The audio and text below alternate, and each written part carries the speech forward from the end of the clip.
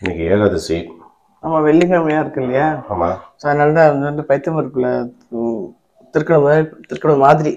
திருக்கணும்னா என்னன்னா வெள்ளம் நிறைய போடணும். இது வந்து கொஞ்சம் தான் போடுவேன், 2 ஸ்பூன் தான் போடுவேன். கஞ்சி அது பழம் அம்சே பண்ணிட்டு பெருமாளுக்கு மத்தியானம் உங்களுக்கு இதையே கொடுத்துடலாம் அப்படின்னு நினைச்சேன். ஓகே, பைத்தம் பருப்பு கஞ்சி. ஆமா, ஏகாதசிக்கு நம்ம வந்து யூஸ்வலா வந்து எப்படி இருக்கணும், உபவாசம் இருக்கணும். ஆமா, ஜலம் கூட குடிக்கூடாது. ஆமா, எவ்வளவு முடியுதோ உடம்பு பொறுத்து நான் உடம்புக்கு என்னென்ன இது தாங்குமோ அந்த மாதிரி பண்ணிக்கிறது. பட் ஆனா ஏகாதசி மாசத்துல 2 நாள் வருது இல்லையா? அந்த 2 நாள் வந்து கண்டிப்பா பெருமாள் நினைச்சுட்டு நம்ம இருந்தோம்னா அது வந்து நம்மளுக்கு ரொம்ப பெனிஃபிட்டா இருக்கும். பைத்த பருப்பு என்னன்னா அலும்பி வச்சிருக்கேன். அதனால இந்த ஒரு கப்ல வந்து ஃபுல்லா எடுத்துட்டு இருக்கேன். வெள்ளம் வந்து கொஞ்சம் பாதி எடுத்துட்டு இருக்கேன். பால் வந்து 2 எடுத்துட்டு இருக்கேன். ஸோ இது நல்லா நல்லா குழச்சுல வந்ததுக்கு அப்புறம் அந்த பாலையும் விட்டு வெள்ளமும் போட்டுட்டு பச்சை கருப்பு, குங்குமப்பூ, ஏலக்காய் பொடி. ஏலக்காய் பொடி போடல இன்னைக்கு, குங்குமப்பூ போட்டுட்டு பழம் பூ வச்சிருக்கேன். பெருமாளுக்கு நைவேத்தியம் பண்ணிட்டு இன்னைக்கு வந்து எவ்வளவு முடியுதோ நம்ம பெருமாள் நாமத்தை சொல்லிட்டு இருக்கிறது உங்களுக்கு ஒரு சந்தோஷம். அதே மாதிரி உங்கள்கிட்ட புன்னகராமான கதையும் கேட்பேன். இன்னைக்கு எனக்கு வந்து அது ஒரு சந்தோஷம். ஏகாதசி அப்படின்னு மாசம் 2 நாள் ஏகாதசி வரும்போது அது ஒரு சந்தோஷம் நம்மளுக்கு. பெருமாள் நினைச்சுருக்கலாம். ஆமா. ஸோ இந்த ரெசிபி முடிஞ்சதுக்கப்புறம் புன்னகை ராமாயணம் பார்ப்போம். பார்க்கலாமா ரெசிபியை? ஜலத்துல நல்லா குழசுலாம் வேகணும். அது நான் என்ன கேட்கணும்னு நினைச்சேன்னா, புன்னகை ராமாயணம் வந்து கேட்கிறோம். சில பேருக்கு வந்து ராமாயணமா அப்படின்னு நினைச்சுக்கிறான்ல, அதெல்லாம் கதை அப்படின்னு நினைச்சுக்கிறா.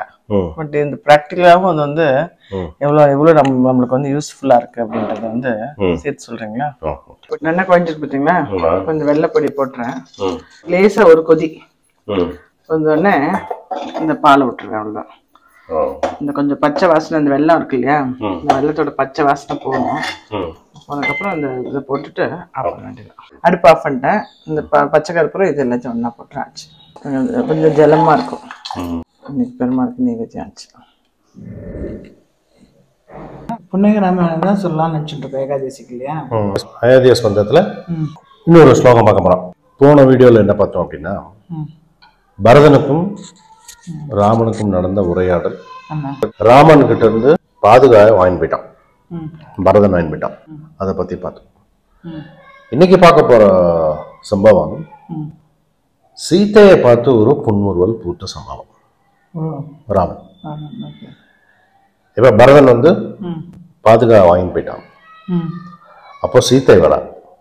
சீத்தை வந்து ராமன்கிட்ட சொல்றான், இப்போ காட்டுல 14 வருஷம் நடக்கணும். உங்களுக்கு கல்லு முள்ளுலாம் குத்தும். 14 வருஷம் காட்டுல பாதுகை இல்லாம நடக்கணுமே நீங்க. அதனால நான் வந்து உங்களுக்கு முன்னால போவேன். நான் பாதுகா தேவியா இருப்பேன் அப்படிங்கிறா சீதா. பாதுகையோடைய கடமை என்ன? கால்ல வந்து முள்ளு கல்லு குத்தப்படாது.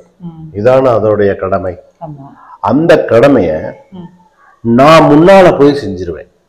அதாவது கல்லையும் முள்ளையும் நான் தாங்கிட்டு உங்களுக்கு அதை குத்த விடாம பண்ணிடுவேன் அப்படின்னு சொல்றா சீத்தை. இது வந்து பாதுகா சகஸ்திரத்திலையும் இருக்கும். பாதுகா சகஸ்திரத்துல பாதுகை வந்து பாதுகா தேவின்னு தான் சொல்லுவோம். பாதுகை வந்து நம்மளோட அம்சம்தான்.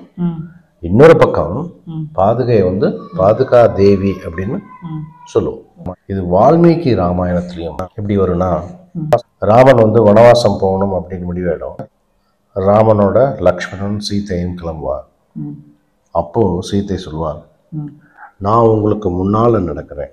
வனவாசத்துக்கு போகும்போது உங்களுடைய திருவடியில கல்லும் முள்ளும் குத்தாம நான் பார்த்துக்கிறேன் அப்படின்னு சீத்தை சொன்னதா வால்மீகி ராமாயணத்துல வரும். அது வந்து இந்த சம்பவத்துல ஆசுகவி வில்லூர் சுவாமிகள் இந்த புன்னகை சமயத்துல அந்த ஸ்லோகத்தை சொல்லியிருப்பார். அந்த ஸ்லோகம் வந்து எப்படி அமைஞ்சிருக்கும் அப்படின்னா, சீத்தை வந்து நான் பாதுகா தேவியா இருக்கேன், உங்களுடைய காலில் இதெல்லாம் குத்தாம நான் பார்த்துக்கிறேன், நான் முன்னால போறேன் அப்படின்னு சொல்லுவான். அப்போ சீத்தையை பார்த்து ஒரு புன்முறுவல் பூக்குறான் ராமன், ஒரு மெல்லிய புன்னகை.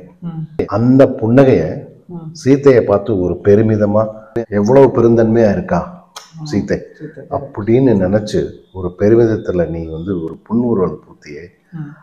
அதை பார்க்கறதுக்கு எங்களுக்கு கொடுப்பினை இல்லை அந்த சமயத்துல. இப்போ நீ வடுவூர்ல அழகா சிரிச்சுட்டு இருக்கே, அந்த சிரிப்பு அதுதானா அப்படின்னு கேட்கிறார், ராமன் கிட்ட கேட்கிறார். அதுதான் வந்து இந்த ஸ்லோகம். இதை நம்ம எப்படி புரிஞ்சுக்கிறது? இப்போ சீதை வந்து ஜீவாத்மா, ராமன் வந்து ஒரு பரம்பொருள். இவன் எப்பவுமே வந்து தாயாரை வந்து ஜீவாத்மாவுடைய ரெப்ரசன்டேட்டிவா தான் காமிப்பான். அவளும் பரம்பொருள் தான். ஆனா நமக்கு வந்து நம்ம வந்து சீக்கிரமா பெருமாள்கிட்ட போறதுக்கு முன்னால தாயார்கிட்ட போய் நம்ம போய் ஒரு ரெக்கமெண்டேஷனுக்காக போயிடலாம் ஈஸியா. டைரக்டா பெருமாளை சேர்றதை விட தாயார் மூலமா போனா அது ஈஸியா ஆகிடும் ப்ராசஸ். அதனால தாயார் வந்து எப்பவுமே ஜீவாத்மாவுடைய ரெப்ரசன்டேட்டிவா மாதிரி தான் இருக்கும். ஸோ ஒரு ஜீவாத்மா ஒரு பரம்பொருள்கிட்ட உனக்கு கால் கையில நோகாம நான் பார்த்துக்கிறேன் அப்படின்னு சொல்றதும், பரம்பொருள் பார்த்து அதை பார்த்து சிரிக்கிறதும், இது நம்ம எப்படி புரிஞ்சுக்கிறோம்? ஏன்னா நம்ம கோவிலுக்கு போறோம், பெருமாள் சேவிக்கிறோம், எனக்கு இதை கொடு அதை கொடு அப்படிங்கிறோம். பெருமாள்கிட்ட தான் நம்ம கேட்கிறோம். பெருமாளுக்கு நம்ம எதுவும் செய்யற மாதிரியே இருக்காது இல்லையா? இது எப்படி புரிஞ்சுக்கிறது? அப்பதான் வந்து திருப்பாவை அப்படிங்கிற ஒரு மிகப்பெரிய பொக்கிஷம் நமக்கு வந்து உதவி பண்ணும். இந்த மாதிரி சமயங்கள்ல நமக்கு இந்த மாதிரி சமயங்கள்ல புரியாது நமக்கு. எப்படி இது வந்து நம்ம தானே அந்த பெருமாள்கிட்ட கேட்கிறோம், பெருமாள் தானே நமக்கு செய்யறாரு, அப்படிதானே நம்ம நினைச்சுட்டு இருக்கோம். பெருமாளுக்கு நம்ம செய்யறோமா? அந்த மாதிரி வாய்ப்பு கிடைக்குமா அப்படின்னா, திருப்பாவையில் இப்ப ஆண்டாள் என்ன சொல்றா, எனக்கு மழை எப்படி வரணும், எப்படி வரணும் மழை, அடிச்சு கொட்டுற மாதிரி மழை பெய்யக்கூடாது, வராம இருக்கவும் கூடாது, வர்ற மழை வந்து நன்மை பயக்கிற மாதிரி வரணும் எனக்கு மழை அப்படிமா இல்லையா? சோ பக்தி அப்படிங்கிறது எப்பவுமே ஒரு பொது நலம். அதனாலதான் எல்லா கோபியர்களும் கூட்டின்னு போய் சேர்க்கிற 5 லட்சம் கோபியர்கள் அப்படின்னு சொல்லுவோம். பக்தி அப்படின்னா பொது நலம் தான், அது சுயநலம் கிடையாது. பக்தி அப்படின்னா பொது நலம், பக்தி அப்படின்னா சமூக சிந்தனை. இப்ப இந்த சமயத்துல நம்ம எப்படி இந்த சம்பவத்தை நம்ம எப்படி எடுத்துக்கணும் அப்படின்னா, ஒரு சின்ன உதாரணம் வந்து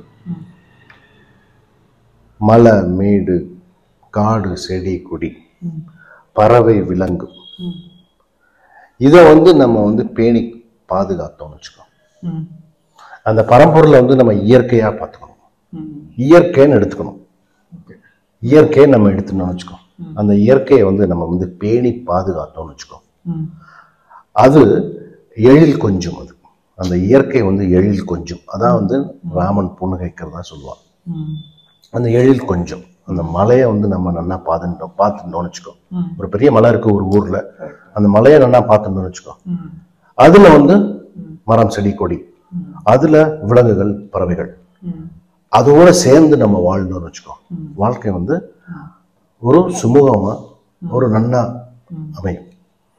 அந்த அந்த மலையை பாதுகாக்காம அந்த மலையை நம்ம வந்து கஷ்டப்படுத்தணும்னு வச்சுக்கோ, திருப்பி நமக்கு தான் பாதிப்பு வரும் இல்லையா? இதுதான், இப்படிதான் நம்ம எடுத்துக்க முடியும், இந்த சம்பவத்தை எடுத்துக்க முடியும். அதனாலதான் வந்து கிருஷ்ணன் வந்து கோவர்தனகிரியை வந்து அப்படியே கையில தூக்கலாம். என்ன சொன்னா, வர்ண பகவான் இருக்கட்டும், மலையை சேவிங்கன்னு தான் சொன்னான். அதை இயற்கையை வந்து நம்ம பேணி பாதுகாத்தோம் அப்படின்னா இயற்கை வந்து நம்மளை நன்னா வச்சுக்கோம். அந்த இயற்கை எழில் கொஞ்சம் அப்படிங்கிறது வந்து ராமன் பொண்ணை ஏற்கிறதா அப்படி எடுத்துக்கலாம். ஸோ அது வந்து நம்ம வந்து பெருமாளை பார்த்துக்கணும், இயற்கையை பார்த்துக்கணும். நம்ம தான் அது பெருமாள்கிட்ட இருந்து நமக்கு வரணும் அப்படிங்கிறது வந்து இது செஞ்சா அது வரும். ஒண்ணுமே செய்யாம நம்ம பெருமாள்கிட்ட வந்து எதிர்பார்க்கறது தப்பு அப்படின்னு புரிஞ்சுக்கலாம். சூப்பரா கரெக்ட். என்னன்னு இந்த ஆன்மீகவாதியா இருந்தா ஓகே, சப்போஸ் இந்த ஆன்மீகம் இல்லாத, ஆன்மீக நம்பிக்கை இல்லாத, கரெக்டா சொன்னீங்க.